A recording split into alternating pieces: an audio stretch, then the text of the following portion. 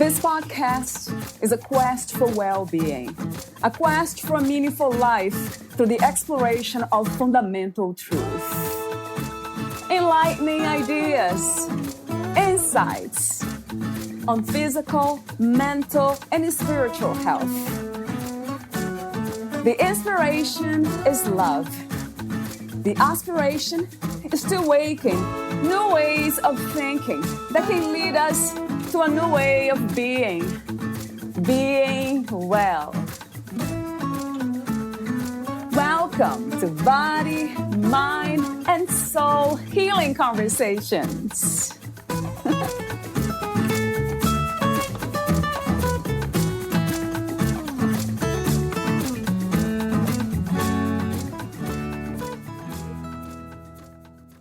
You must grieve the loss of who you were before you can accept the reality of who you have become.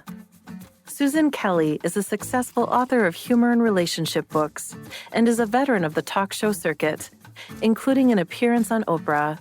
Until recently, she was living and working with her artist husband between homes in Florence, Italy, and Sarasota, Florida. A fit and attractive former model who was always on the go, Susan thought she was invincible and did not feel old. And then she fell off a train. She had another bad fall, and then another. Searching for answers, she started to chronicle her journey with no idea what would be causing the problem. She just needed someone to fix it.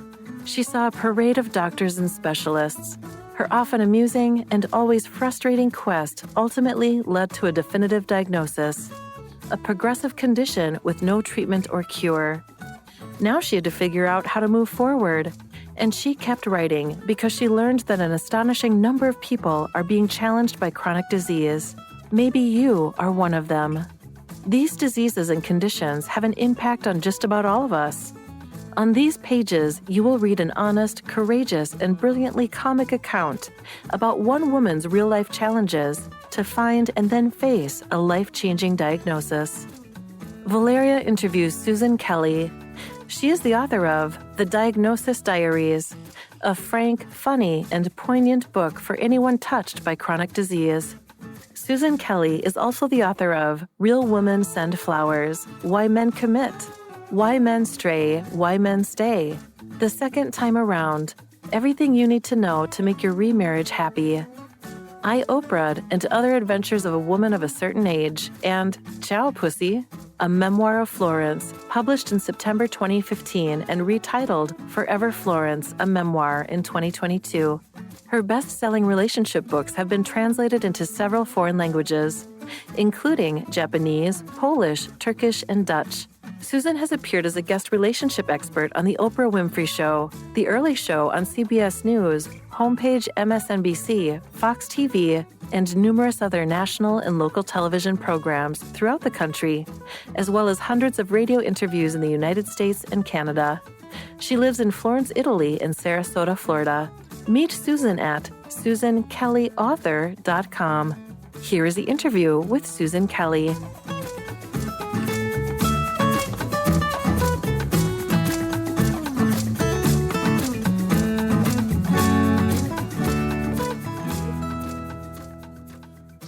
In your own words, who is Susan Kelley? Well, I just a woman who was at the right time, born at the right time, and was lucky enough to grow up when the women's lives were changing, and we were given opportunities that certainly my mother didn't have. We had choices. So I'm that person, and I grew up thinking I would be married happily ever after and have a bunch of children, and that's not what happened to me.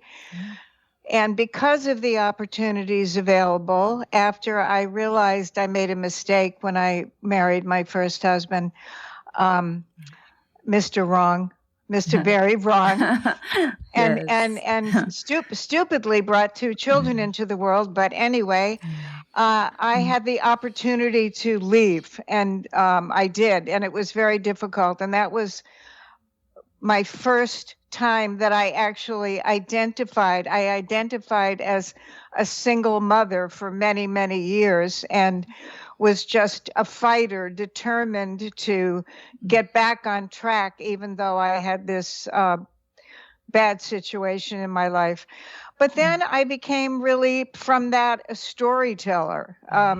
I had a life. I did work that brought me money enough to raise my children. I did a lot of commercial modeling and TV commercials, and as did my children. But I loved to tell stories. And I would say that's what I am, a storyteller. And I really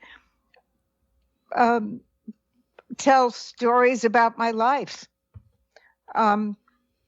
So what my first book was Real Women Send Flowers. I was single, and I was talking about what it was like being single in the 80s and the 70s.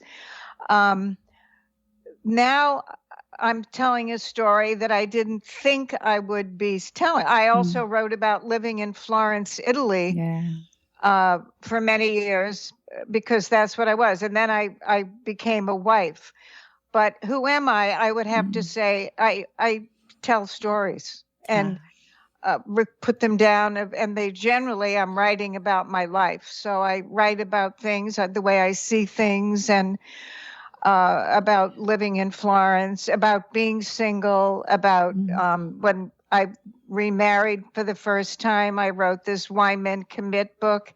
I mean, that is funny how you think of yourself. I came from the worst marriage in the history of humanity, and I ended up on Oprah Winfrey as the relationship expert because I wrote this book. So it's funny, but that's not who I thought I really was. But anyway, so I guess I'm telling the story because life goes on and you're just sort of barreling through, and suddenly something you don't expect and you don't know how to deal with just hits you in the face, and you have to kind of figure it out. And the only way I could figure it out was by writing about it. So I'm a writer of stories. Yes. A storyteller. How wonderful. And a beautiful writer at that, for being authentic. Just having your life as the, let's say, as the role model, the model, the example for others. Yeah. You're just helping a lot of people by being you. That's what really is. Well, I think if people think, well, if she can do it, I can do it. You know? Right. Right. How wonderful. But you did mention, you just begin with the, having choices as a woman. What is to be a woman these days, Susan? How do you feel about our evolution per se? Well, I thought we were doing pretty well until until what's going on now. I mean, I thought we were doing great, but now with the abortion issue being questioned and books being removed from schools, I think we're going a little bit backwards now. So we have to try harder. That's sad to hear, isn't it? That it is. As humans, we're still living from outdated concepts, ideas, or ideals of what is to be a human, how to live a life, right? And creating all these limitations, right, Susan? That's what it feels like. It feels very limited. Right. I mean, in some ways, we've made great strides in the workforce, and it's. When I was 20 years old, I was a flight attendant. It was considered the most fabulous and high-paying job at the time, but you couldn't be a pilot. Now, when I get on a plane and I see a female pilot, I'm very happy. Yes, which is, I haven't seen them yet. A female pilot yet. I'm glad you did in person. Oh, you traveled a lot, so that makes sense too. I traveled a lot, and that is the most difficult thing for me now in my current mobility challenged situation, I really miss traveling. Yes. I've tried. I mean, I have traveled up until the last year, but it's difficult. You Yes. don't want to really walk around the streets, the cobblestone streets in Italy with a walker. It's not the same. Right. It's not the same thing. Yes, and I felt that I'm sorry for that. I think that's the empathy in me, because I was able to kind of picture you as this very lively woman going everywhere, doing all these things, and then all of a sudden you're limited. You can't do certain things. So it brought like this feeling of sadness in me for a moment, and then just right after this admiration for you, for the courage that you have to write a book about it. And that's the topic of this interview, the Diagnosis Diaries. So the title is The Diagnosis Diaries, a frank, funny, and poignant book for anyone touched by chronic disease. So talk to me for a moment about the main purpose of writing the book. I'm sorry, the main purpose of... Yeah, the main intention. Did you set an intention when you wrote this book? When I started to write it, I didn't write it as a book. I was making notes because I couldn't figure out what was happening. At first, I just couldn't lift my feet off the floor. Right. Then we were traveling, and my husband is very positive, and he was saying, "Oh, you're just tired. You'll be fine," and... And then I went to a neurologist, I went to my own doctor, I started going, and nobody could figure out what it was. It's not really the fault of the medical community because it's a very rare disease. Right. Mostly men get it, and they just didn't know what to do. So they're used to saying, well, take steroids, or, you can go on this particular drug. But finally, after 2 years, we are fortunate enough to have a friend where we live who is a physician, and he knew somebody who is the head of myositis at the National Institute of Health. And he said, if I can get you an appointment, will you go? It's in Bethesda. We said, yeah, we'll go. So we went there, and I felt fortunate. The doctor that I went to where I live put me on this medication that she thought was for a disease that I didn't have. And as soon as I got to this specialist, he said, get off the methotrexate immediately, because it's going to destroy your organs, and you don't have that disease. You have something called inclusion body myositis, which I never heard of. Yeah.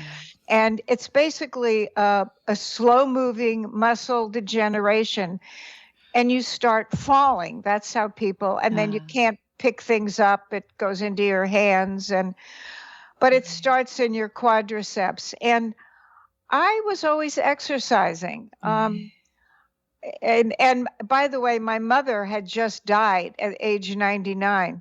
And she was a little challenging, shall we say, to be taken care of, and and not very grateful.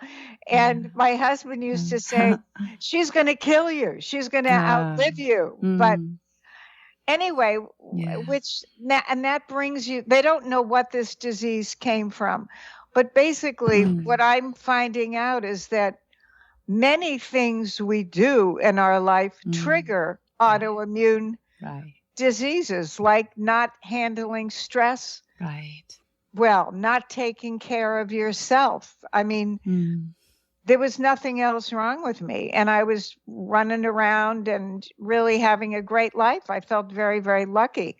Living in Italy for 20 years, I'm writing, my husband's painting, going out, having a great life. I really felt everything was good. And all of a sudden I end up with this bizarre thing. And when they look at you and say, there's no cure. Well, what do you mean there's no cure? And there's no treatment. All you can do is exercise. And that's what they told me. Right. Wow. Yeah, I was really not surprised to hear that when I read the review about this, the connection between stress and any form of disease, any illness. It's because we are, everything's connected, and we tend to forget that, right, Susan? Yes. That's not separate. So we are not living, we're not parts only. We are the whole. So for now, I guess the question that comes to mind is, what is the goal for you? Like I would say, the question is, what's the goal of healing from IBM? What do you have an expectation for that? I do. That's a great question, and I do, because I really think you just can't give up, and you really have to keep hope alive, because if you have hope, yes, you're a little bit in control. Yes. So I really don't give up. Yes, that's beautiful. I love that. But I have stayed in touch with this doctor who gave me the diagnosis. Yeah. And he is at National Institute of Health, and he keeps telling me, wait, we might have a drug, but you must exercise. Yes. So I exercise all the time, and I go to physical therapy. But I've stayed in touch, and I have followed a drug that's out now, and I have persisted. I am everybody's biggest pain in the neck, because I have haunted these people and found out that there was a clinical drug trial. Yeah. I tried to get into it in Boston, and I was not able to because I don't live there. Yeah. But I said, we have children here. I can be here. Yeah. But they had a big waiting list. So I called the lab, and I kind of called them. I called them twice a week for 6 weeks until they finally called me back. And I said, I want to get into this trial because this is a drug. They have tried drugs in the past in clinical trials for inclusion body myositis, but they were not created for that disease. One in particular was created for kidney rejection, but they thought they'd try it on that disease, on inclusion body myositis. No surprise, it didn't work. Right. And it kind of destroys your organs.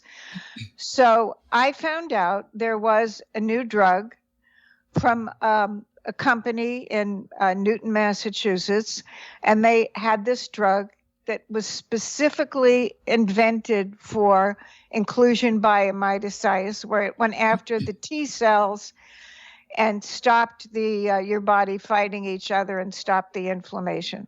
Nice. So what I found out was from pestering the lab was that they would be bringing it to Jacksonville, Florida, Mayo Clinic. So he said, the man at the lab said, you would be best pursuing the Mayo Clinic in Jacksonville because you live in that state of Florida, and they haven't started recruiting yet. So I switched all my energy onto the neurologist there and pestered him. So tenacity is my strong point. Yes. So finally, I went to see him a year ago, and I said, I had to get all my files sent to him, muscle biopsies, which is the definitive factor in the diagnosis.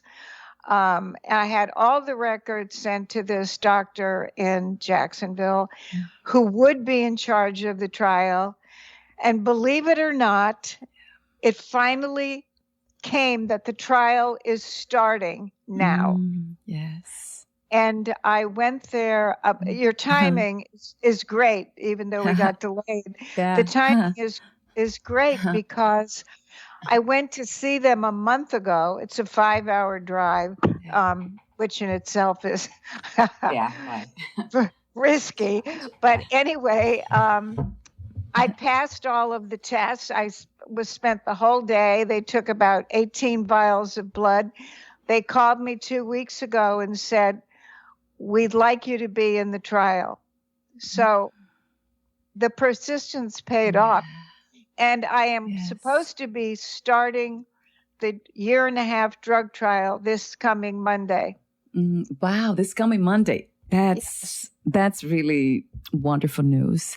It's amazing, but I'm telling you, for Yes. anybody else, if I wasn't on this every single second, calling people, being, in pursuit of what was happening and what drug, was there any drug coming up? And this, I believe, is a good drug. It's a double-blind trial. I could get the placebo, but it's better than nothing. Right. It's and hopeful. Yes, that's one of my questions. Do you know the side effects of this drug? So they don't give you any information, but I read the 30-page report, and they won't let any information out until after everybody has completed. There are 231 people in 33 places being part of this trial. However, they did say you will have a reduced immune capacity. You're more prone to infection. But I would say that's okay. I mean, it's better than not being able to stand up, or it's better than a wheelchair. Right. You can't, he said, don't go into any crowds. I said, no, I'm not going to any rock concerts. I'm not. Yes, not yet. So I think with I know an awful lot of people who have different versions of chronic diseases, and whatever medications they are on, it all lowers your immune system. You just have to be careful. That's all. You have to be careful. Yes, yeah. I'm surprised that they don't disclose that information before, because that would be important for patients. Well, right. Well, they gave it to me when I was there, and read it before you sign. Right. Read it before you sign that you will be in this trial. So at this point, if I waited, the trial wouldn't be over for 1.5 years. And then the drug, if it works, and I do believe it does, it might be 5 years for FDA approval. I'll be so old then. I'd just die anyway, probably. So, Susan. So I really, I'm excited about this trial, and I am. I think that it will work, and I'm always exercising. So I'm just very cautious now, because I've had a couple of bad falls in just the most unlikely places, and it's scary. Yes, I can imagine. I have another question for you about alternative medicine. Have you tried anything like energy healing, crystal healing, hypnosis? Any form of alternative healing? I have not, but I do. I've been reading a lot of books, like the Dr. Dispenza books. That he thinks that you have to reprogram your brain. I believe that. You can't waste time on things that don't matter. You have to learn to forgive people. You have to get people who are in your life out of your life if they're just not working now. And that can be very painful, trying to say to a friend, you have to get off my train now. You're not working for me. You're not making me feel good. That takes courage, doesn't it?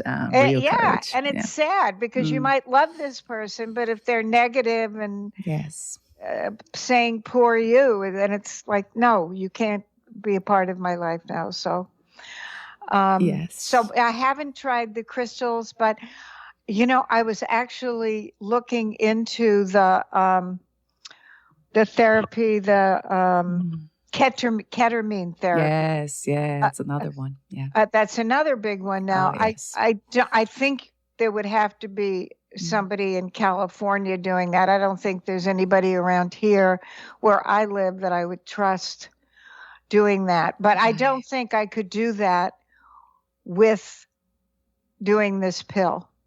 Yes, usually psychedelics, psilocybin doesn't really interact with anything, but I'm not sure about ketamine. I do know a lot of people in California. But yes, there's something about, for me, it has been always, because I'm very scientific when it comes to spirituality too. I don't like believing anything, having faith in anything, trusting anything. But I wanted to, I love the idea of trying, then having my own experience as a reference. So I'm surprised I didn't try that yet, because these alternative medicines like psychedelics, the crystal healing is another one of them. Hypnosis is another beautiful one. I talk to a lot of people, a lot of healers all the time here from the alternative side. So I see a lot of doctors too kind of switching, integrating alternative medicine to conventional medicine. I think that's true. You're absolutely right. They just can't be blind to it now. Yeah. Yes. So that's, I guess I had to say that in this podcast because I interview so many people on alternative medicine that I had to make this comment here. And another one's about spirituality that has to do with me too. And that's what, it's my guiding principle. Always, as you said, forgiving, having love as my lens to see the world and myself and everything else. Right. So do you actually I'd love for you to expand a little bit more on that, Susan, on your views, spiritual views, if you call them spiritual, how, besides Dispenza's kind of suggestions, and it makes a lot of sense, a lot of the things that he says, but how do you feel? Like, what is your spirituality like? Well, I'm not sure how to answer that. I am a very spiritual person. Yes. I was brought up Roman Catholic. I have my own sort of religion, you know. I just believe that a lot of people's illnesses come from their own behaviors. And if you can turn around your behavior and not have any self-pity and not be afraid, you know. A lot of people told me that they were inspired by this book and it gave them strength and lifted their spirits. So that made me feel if I could help anybody, I would be so happy. Yes. I believe you have to meditate and have hope and believe in God or a greater being out there. Yes. Yes. See, that's beautiful what you just said about, this is practical spirituality to me, like writing this book specifically to help others. Ultimately, that's what it goes back to it. Once you feel like you have reached that level of spiritual understanding, and then in a practical sense, that's what we do. We ended up becoming a lot more empathetic and helpful in every way to others. Yeah. Kinder. Yes, kinder. Yes. More forgiving. That's it. Yes. Yes. And of course, it's a practice, but in a way, it's like for me has been a challenge still when I see people abusing somebody, if I see a child being abused or an animal. Yeah. So that's still like, how can I be, how spiritual can I be? Not to judge and try to hate the person who is the abuser. So that's one of my practices these days. Well, that's probably because somebody did that to them or they learned that as a child, Right. Yeah. Having compassion for them. Right. Yeah. Yes. There's a lot of inner child things going around. Oh, yes, right. Passing on the legacy of pain, right? Just Yeah. passing on to one Yeah. another. Yes, of abuse. Or people act out because of how their lack of self-esteem, or the bullying. I mean, children who bully, that's certainly Oh, yeah. because they don't feel good about themselves, that they want to be mean to somebody else. Yes, yes, You know? yes. Yeah, it's for sure. I believe that too. You see, this is one way of seeing it. And I have, of course, done that for so long, because it's all about perception, isn't it? The way we view things and understand the world. Yeah. So one was this. I used to see it that way. Okay, it's coming from trauma. Most people are traumatized and just passing on pain, suffering. Yes. And then the other one is that now, mostly recently, the last 10 years, I can't help it but feel that most of us see ourselves as the body, mind only. And the belief system that we are just the body and the mind, and that's why we suffer. Of course, pain, pleasure is part of the human experience. But when it comes to suffering, it's really, I have been informed by my own experience of getting to know, let's say, what I am, not even who I am, that it changed everything here. Now, maybe it doesn't change the world, but it changed my way of seeing the world, which has created a lot of peace, inner peace for me. Yeah. And not being a selfish thing, because as we said, as I mentioned earlier in you too, it's passing that on. Once you're peaceful enough, then you can't help it but just flow with that, be kinder and pass on peace. So there's so much value in spirituality, from that kind of spirituality, having our own experience as a reference. Oh, do you want to make a comment on that, Susan? Well, I think that a lot of people are very screwed up because of their past, and they don't really know it until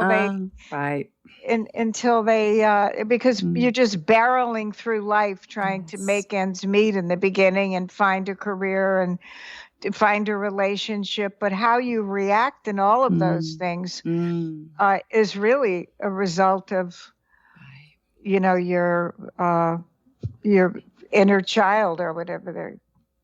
Yes, they call it conditioning programmings, right? Well, right. And that is sad to see. So the work, it's really self-knowledge. I love the idea of knowledge from that really scientific, way, like experiential. I have a very scientific mind.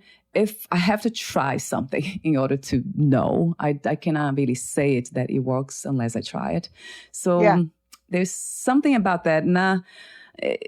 Sadly, seeing so many people just coming from programmings, but they are not aware that they have been conditioned to think the way they do and to behave the way they behave. So it's really sad. And I see my own family around me, even my husband, a lot of times. Can't. But we can't really change people, I guess.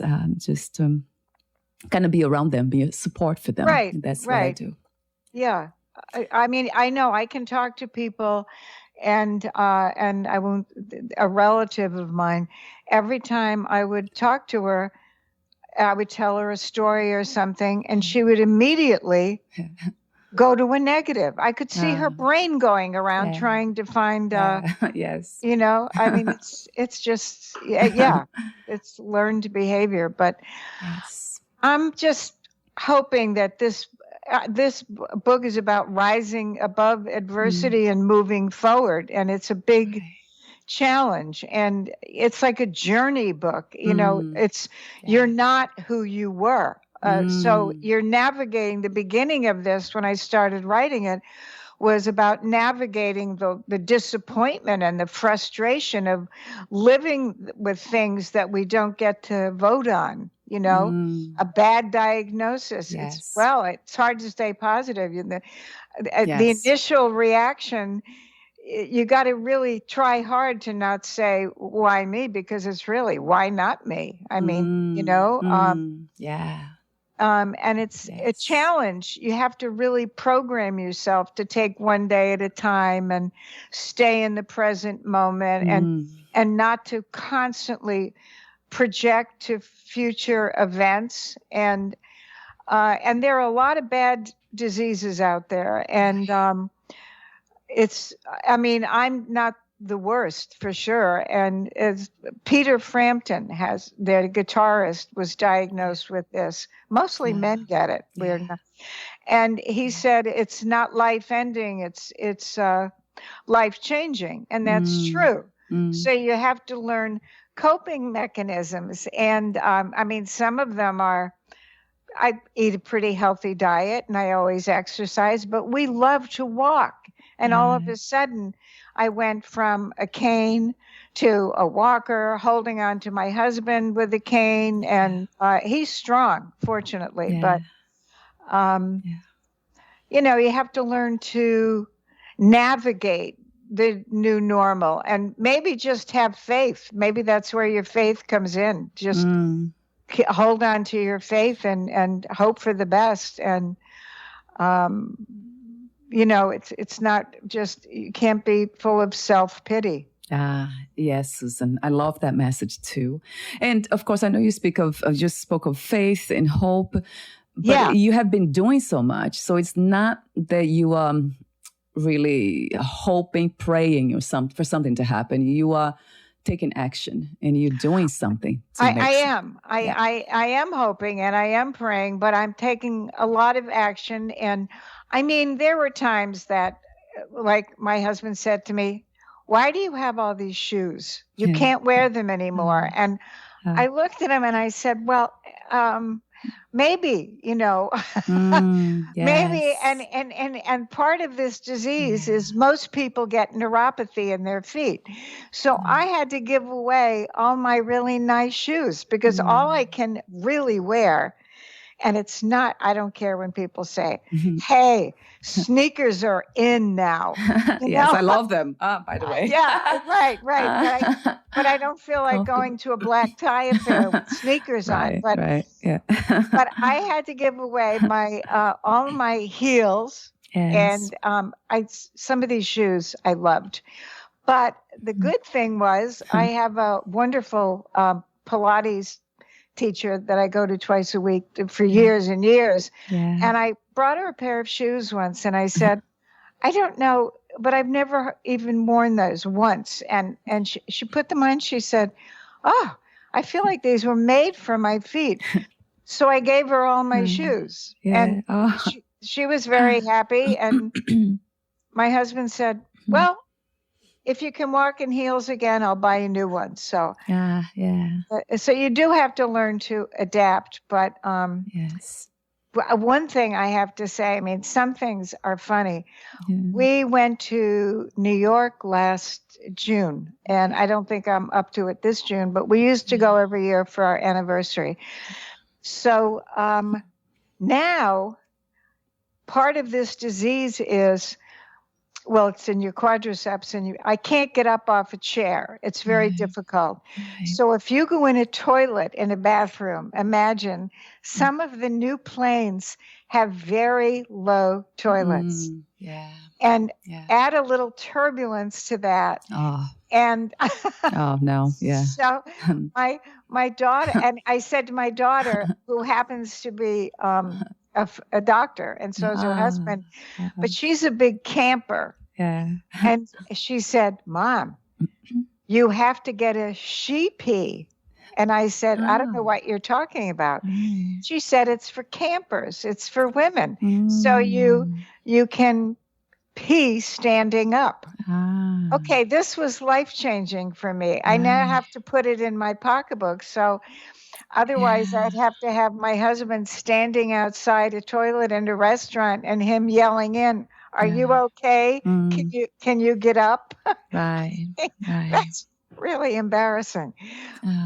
But now I have this new technique, the she-pee. I never heard about them. You see how amazing it is that sometimes it's so simple, right? Well, so you know the solution for some things, it works, and it's condensed, and I just carry it with me, and and I ordered it on Amazon. So that's good news too about that. And have you seen any improvements recently after engaging healthy diet and exercise as recommended? Have you seen any improvement at all? I would my acupuncturist told me that he thought I was stable. Yeah. I had a very bad fall in February. I just, you don't fall, you sort of drop. And I actually crashed on both of my knees, and it was my first ambulance ride. But I was very lucky I didn't break anything. So it took me a long time to get back from that. But I think I'm back now to where I was before, which is all I could hope for. So I think what I can hope for is to be stable. And I walk and do the exercise bike every day and lift weights. And but I'm not steady walking. And the physical therapist told me, don't walk holding onto your husband with a cane. You're better balanced if you. So I got this great looking walker. So I was in a restaurant one day and I had this walker. It's made in France. It's very expensive and it's very good looking. And this woman came over and she said, I love your walker. You see, that's a replacement for the shoes, I would say. Yeah, exactly. Love And your I shoes.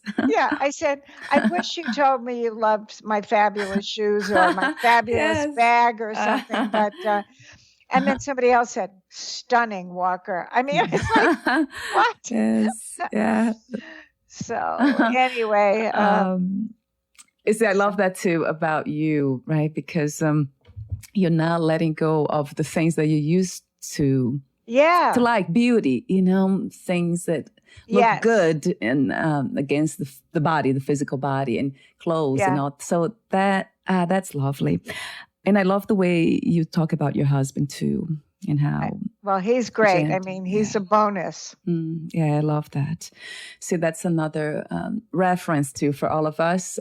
You mentioned earlier, letting go of people who are not really kind. They're not helping us grow in this way, in any way. Or maybe they weren't really your friend in the first place, or, and that's tough because a lot of times we keep people around because they've been around so long. But then all of a sudden you realize that's not really a friend to say something like that, or you can say it to them, but after a while, I think you really have to protect yourself.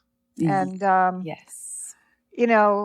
and also you have to grieve the loss of who you were before you can accept the reality of who you have become. And I have this here. Yeah, you're new. You really, you do have to do that in order to go forward. Yes. Wow. That's a powerful message. I have here highlighted in blue. And I was about to say, I was trying to get this message here. So yes, that's a big one. So to grieve the loss of who we were, in a sense of, going through the feelings, of course, but I love the acceptance piece. You see, that brings so much inner peace when we accept what's happening, when we can't do anything about it. Because you really and truly only have so much energy in your life. And as you said before, if you can't keep fighting it. Well, it's exhausting to keep fighting or denying something. So, you can't keep taking the same risks and pretending nothing's wrong or being mad or, I think you just have to have faith and you just have to accept it. But that doesn't mean do nothing. I mean, do you know who Ruth Gordon was? This old actress years ago. You may be too young. She was in that movie Harold and Maude.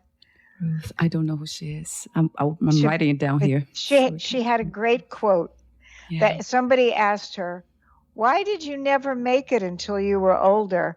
What was your secret to making it finally in your 50s as an actor?" And she said, "Never give up, never listen to the facts, and work harder than anybody else." So I love that. That's like my mantra, I'm telling you, because, it's, and as Peter Frampton said, it's not life ending, it's life changing, but you have to you have to sort of go along with the new you, accept the new you, and try to get better. Yes, but you can't put all your energy on that. Yes, that's such an insightful, wise, and necessary message to avoid unnecessary suffering. It really goes hand in hand, right, Susan? Yes. Because pain is inevitable. I think that's it is part of the human experience, pain, pleasure, but not suffering, especially unnecessary suffering. I agree. The sooner we accept, the better it is. And knowing that, funny enough, that opens up the clarity to see the possibilities, to do more investigation, to go deeper into research. Exactly. I feel that way. I really do. Yeah. But I do think many, if not all diseases are mental in some capacity. So I really think that you have to work on the mental things. And also as a woman, we were talking about women before, but I still grew up even though my generation became better, I still grew up as a people pleaser, and doing things I didn't want to do because I thought I should, or I thought I had to. And I went to this eye doctor in the beginning of all this. I started getting dizzy and floaters and in my eyes. After I fell in Italy once, I was getting flashes, and I went to this retina specialist at Mass Eye and Ear. Yeah. And she looked at my eyes and looked at the retina, and she said, "Susan, your eyes are okay." I said, "But I'm getting all these flashes and floaters." And she said, "I have one word. No." She said, "Learn to say no." Yeah. Yes. Wow. That's another powerful message. Yeah. Yeah. Especially for women. Yes, Susan, especially for women, the way we have been conditioned, right? Right. So now I will do that now, and that works. I just say, first my husband would say, "You can do it." and I'd say, "No, the thing is, it's too much work for me to get dressed and go to this affair and go through everything and, then go in on a walker, which is kind of embarrassing. And I get very tired, can't be in a crowd. I can't stand for long periods of time. Right. So I would rather not go. So, the world isn't going to stop if you say no.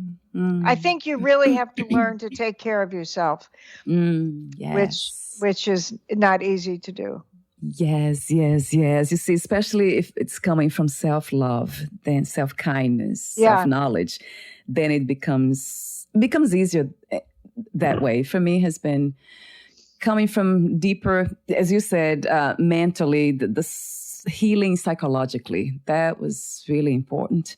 Then to become, in my case, that's what for some reason, I'm attracted to. My path is spiritual realization, realizing what I am, not just who I am. So that I'm not just a body, mind. None of us are. So that has been a big one, a huge one. It might not, like I said, it might not change the world, but changed my world. In so many ways, beautiful ways. Right. You can't change other people. Right. But what a wonderful message that is for who is listening now, women. Yes, being able to say no, creating boundaries, that's what it is. Being courageous enough to let go. Yeah. Yes. And the message about grieving, you must grieve the loss of who you were before you can accept the reality of who you have become. Yeah. Right. That's, that what comes to me is the idea of death. That it's important to kind of see life from those lenses too, that everything has an ending, everything is dying. Something that's very interesting. The fall, autumn, we have all the leaves, they become brown, yellow, and red. And so many people, I think in Canada, it's really beautiful there. And then a lot of people travel to take pictures, and all these professional photographers and all, and see the beauty of that. Yeah. But in truth, if you really, logically, with reason, you analyze that, it's death, isn't it? Those leaves are dying. The tree's not dying, but the leaves are. So we are celebrating death in a way, but without that language. We're not using the word death. Yeah. But they see the seasons. Everything comes and goes when it comes to the body, mind, thoughts and the memories. It's just passing. So I learned to see everything that exists as temporary. And me, the ultimate reality, who you are, I am, and everyone, everything that's here, it's the existence itself. It never changes, it never dies. It's always here, looking at what dies, what changes. Yeah. That's a different perspective, I guess, Susan, for some people, but it has been just incredible to have that view, this perspective, this perception of life. Yeah. It's really, for me, has been, as a body, mind has been wonderful. And also, I guess, has been a soul desire to just find the truth about what this is. Yeah. Yeah. I feels really wonderful in every way. So would you like to make a comment about that? I know we're almost at the end, but I would love for you to read a passage in your book if you have it in front of you too. Did you say something? I didn't hear the last thing you said. I said too many things at once. Yeah. Would you like to make a comment about what I just said, or read a passage in your book? Huh. Well, give me a second here. Yes. I think that you know who Eckhart Tolle is. Yes. Well, I think I was always going backwards and racing in the front. And sometimes when I get bothered by something that I'm not going to be able to do, or I think of that, and I really have to sort of center myself. Yeah. And really, when he says, what is there really now in your life that's wrong? And when he says that, it's very funny because there isn't. I could be lying in bed going to sleep, doing breathing things, but at that moment, there's really nothing wrong. Right. Anyway, you couldn't change it if there was, but to be grateful for what you have. And I'm very grateful that I got to see the world and travel, because I might not be able to do it, but I feel very lucky that I did get to see it. And one thing that I noticed in spending so much time traveling is that people don't enjoy the travel. They're in a restaurant, and instead of sipping on the wine and just looking at the venue and the beautiful old things around them, and the Florentine restaurants and things that have been on the wall for years, and in these like 700-year-old, they're taking pictures of their food. Oh no! And putting it on social media. And the Italians say to us, "Why are the Americans always taking pictures of their food?" And it's cold. They don't even get to eat it until, yes, right. So wow. Anyway, so, either living in the past or in the future. Yeah, never in the present moment. It's true. Yes. Yeah.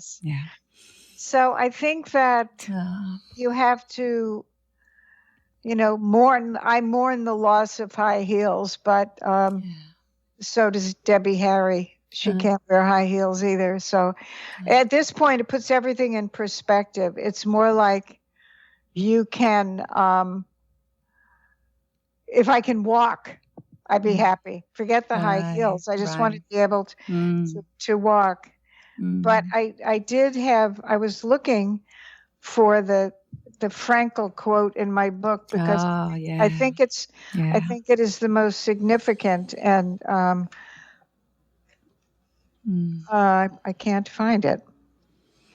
But anyway, you can take your time, Susan. It's okay. And another one I love is, I don't have to attend every argument I'm invited to. W.C. Fields. So many times I would get into ridiculous conversations that who cares? You don't have to Right. prove yourself right. It's such a waste of energy, Right. and it's negative. Right. So that's the mind body thing. Yes, that's another big one. And I love that throughout the conversation you mentioned that. Yeah, not wasting energy, focusing the energy to perhaps Yes, solve a problem, something that's on what's positive. It can what can propel us forward and not backwards. So exactly. I love that. And you're right about Viktor Frankl, his message about it's the way we respond to what happens and not what happens really. So it's all about that. It's all about that. Yes. Really, when you think about it's just all about that. I agree. And the way you said now, the high heels. So, okay, if you can't, now just putting that in perspective, now I'm just happy if I can walk. You just said something like that. And I was just imagining here, I guess, wondering if one day you might be able to say, being able to accept, even if you can't walk, that I'm here, I'm still here, witnessing, having this experience anyway. Well, I don't know. And, I have a friend and he looked at me one day and he said, and he's a psychoanalyst. He's retired. He said, Susan, many people can live a full life in a wheelchair. And I said, well, I don't want to be one of them, Paul. Yes. But I mean, you just deal with what you have to, Here's one by Alan Alda, who I met. He has Parkinson's. He says, trust in science, keep the faith, and laugh more. I think that's a good one. Oh, I love that too. Yes. Yeah. And laugh more. Anna Quinlan, the life you have led doesn't need to be the only life you have. So we have to embrace change. Right. Right. And the other thing is, I mean, we're all going down this slippery slope at some point. Nobody escapes death. So you just want to live as long as you can. I mean, when people say they lived to be 90, but did they? I mean, how long were they healthy? And my mother lived and drove until she was 95. Wow. Then after that, she was alive, but it wasn't the best life. But she was extremely religious. She was there with her rosary beads every day. She was looking for loopholes, I think. Yes. So in a way that, I don't know if that, I would love to know that if it helps. I know the researchers have showed that it really plays a role though in mental health and health in general, having faith, have some sort of a spirituality, belief system, right? I mean, something beyond ourselves. Yes. Yes. I love that idea as a devotional kind of practice, but I'm just so knowledge oriented in a sense of scientific when it comes to spirituality, as I said, that wouldn't be enough for me. Just believing something. If God exists, I want to feel it. I wanted to know that's here. Yes. And that's why, I practice Vedanta, which is a Hindu philosophy that addresses exactly that. So now that I know that God's here everywhere, there's nothing but God, then it's God in the sense of this unconditional love, freedom, really, freedom. Yeah. It is just incredible. I love the way you said something that caught my attention. Oh, yes, when the doctor said to you, the psychoanalyst, about, a lot of people live in a wheelchair. There's so many people. See, I don't look at that way because it's, you see, that's comparison, right? Comparing our experience to someone else. That wouldn't be scientific for me. So that wouldn't work, that kind of way of seeing life. But the way of responding to what's happening, yes, that's a big one. If we can always change that, adapt in a way, right, Susan? You see, that has to do with adaptability too, of being able to dance with life, move with life without any resistance. That really transforms into I mean, from the human experience, it becomes inner peace, I would say, if I have a language for it. Yeah, something, the nervous system calms down and wonderful things happen. Even the thoughts that come to visit me, they are like music these days. It feels like that. So, some spiritual teachers, they refuse the idea of meditators, of believing or having thoughts. They don't like, that's why they meditate so much. Yeah. But I don't really subscribe to that idea. I like my thoughts. I do like my thoughts. They're fun, funny, and meaningful. So, Well, so when I started writing this stuff down, it wasn't a book. It's just that I was writing it down. Right. But then I was so amazed by the things that were happening and how nobody could find out what was wrong. And no, you're fine. Or maybe it's all in your head, you know? Right. And I went, no, it's not in my head. And how it overwhelms you. But I loved this quote by Nora Ephron, so I put it in the front of the book. Somebody asked me, well, why did you write this? I said, because if I tell the story, this is Nora Ephron. If I tell the story, I control the version. Because if I tell the story, I can make you laugh. And I would rather have you laugh at me than feel sorry for me. Wow. Because if I tell the story, it doesn't hurt as much. Because if I tell the story, I can get on with it. So I feel that by writing that book, I could get on with it. You know, but I really learned a lot. Yes. As you said, you're a learner. You're always learning, open to learning new things. And I am. I mean, my husband thinks he said, you're a salesman's dream. You know, you'd buy the thing, the last salesperson, you'd buy that. But I'm always willing to say, well, that could be, you know, and but I do think the energy thing is big. You don't have the time to waste energy on the what ifs and doing things you don't want to do and going backwards of why did this happen. It really just doesn't matter at this point. Right. You just have to do everything possible and learn every skill possible because I do think you can make yourself better. Yes, a billion times to that truth. Yes, Susan. Yeah. It is very much possible. Actually, anything's possible here in this realm. And especially if you're coming from a perspective that's unlimited, that's infinite, like the one that I'm interested in, you know, consciousness, God, whatever that is. I want to tap into that reality because that's infinite.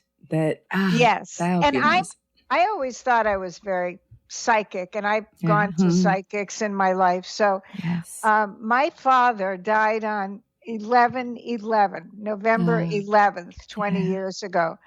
So every time I see something, and I don't tell my husband all this because he'd think I was a little crazy probably, but I didn't even tell him that. But every time I see something on Instagram and it will say like 11/11, your life is about to change. And I'm going, I know it's about to change. I'm going to get the drug and it's going to change and I'm going to, you know, not get worse. I'm not going to be running in a marathon, but if I could stop the progression of this nasty disease, I'd be happy. So I'm taking it like it's in my brain, 11/11. So the other night I was having dinner with my husband and I said, you know, I see things and I take them as signs. And he said, like what? I said, 11/11. And he said, oh, that's my ex-wife's birthday. Oh. Wow. And I said, how dare you tell me that? Every time I see 11/11, I'm thinking I'm getting a good vibe here. And now now it'll be a bad vibe. Yes, that's a good one. I love your sense of humor too. That says a lot too about, you know, what I really see us to be, the freedom itself. Yeah, it's beautiful. Oh my God, Susan, thank you so much for being you. and for being here in this reality. Thank you. I'd love to meet you in person sometime. Oh, yes. I'm in Florida. So if you come here, I'm not close to Jacksonville, but Clearwater. Have you been to Clearwater? I have not. Oh, it's but beautiful. I'm in Sarasota. Yeah. Oh my God. So we're close. West side. Yes. Yeah. Yes. I would love to meet you. Right. So who knows? Yeah. I'm hosting an event here. So who knows? Yeah. Let's talk about that later. Okay. Well, I'll follow. Oh, yes. Let's see. So, let's see. Anything else that I would like to mention? Oh, yeah. I want to mention your website. So SusanCKelleyAuthor.com. They'll be clickable on the podcast notes so everyone can visit your website. But I also have the Amazon link to the book. It will be here too. Everything will be linked. Okay, great. Thank you so much again. We are Well, at the end. thank you so much. And I'm sorry it was so ridiculous getting... I had a new computer and I didn't know what was going on. And I never had any problems with Skype. It was so weird. It was just... Anyway, I did have the tech guy come over and say, would you please make sure that this is working? And anyway, but I'm glad we finally got to do it. And actually the timing is good because now I'll have a sequel, The Cure. Ah, yes, that'll be, see, we need that. I would love for that to come, that's my wish, I guess, to come from alternative medicine. But of course, I don't discount conventional medicine. Yeah, I think that, I think it has to be a combination. I mean, I don't think somebody's going to give you a pill. If you still have these things in your head that you're not cleared up with, if you don't work on yourself in those ways, it's not going to happen just with a pill. I really think it has to be a combination. I do. Yes. Yeah. Thank you for saying that too. Right. The integration of them. Yes. Yeah. Yes, I agree.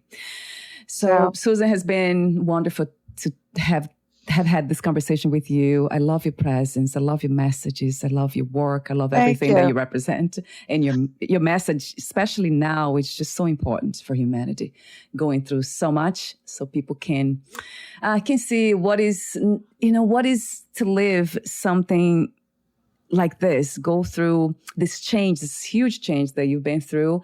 And it still be, this amazing person that you are. And you just made me laugh so many times here. Oh, good. And the vibration, the energy is so positive. It's so beautiful. So I want to thank you again for... you're welcome. You must be accessing that infinite energy, which it's always present anyway. So thank you so much again for being here. Well, thank you so much. And I hope I do get to meet you one of these days. Yes, I would love for that to happen, or we'll make that happen anyway. So bye for now. Take good care of your beautiful self, Susan. Thank you. Thank you. Thank you.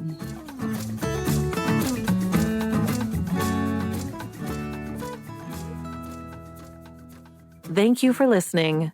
To learn more about Susan Kelley and her work, please visit SusanKelleyAuthor.com.